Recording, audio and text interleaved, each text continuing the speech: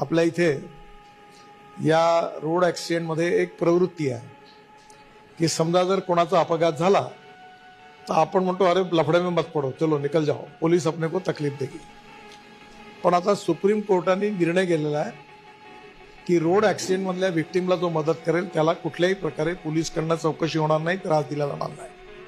आणि आम्ही आता सरकारमध्ये असा निर्णय घेतलेला आहे की जर असा अपघात झाला आणि तुम्ही त्याला ताबडतोब दवाखान्यात घेऊन पोहोचवलं, ॲडमिट केलं, तर हे करणाऱ्या व्यक्तीला आम्ही राहावीर असं म्हणू आणि त्याला 25,000 रुपये अवॉर्ड देऊ, बक्षीस देऊ की त्याने एकाचे प्राण वाचवले. दुसरी गोष्ट अशी केलेली आहे की कुठलंही हॉस्पिटल असो, कुठलाही रस्ता असो, म्हणजे एनएचची आवश्यकता नाही आहे. समजा कॉर्पोरेशनचा रस्ता असेल, गल्ली असेल, कुठेही असेल, तर तुम्ही जर याला कुठल्याही डॉक्टरकडे ॲडमिट केलं तर आमची वेबसाईट आहे, त्याच्यावर 7 दिवसाची ट्रीटमेंट मॅक्झिमम 1.5 लाख रुपयापर्यंत भारत सरकारकडनं आपण त्याची व्यवस्था करू त्याच्या इन्शुरन्समधून, आणि त्यामुळे त्याचं प्राण वाचवण्याकरता मदत मिळेल.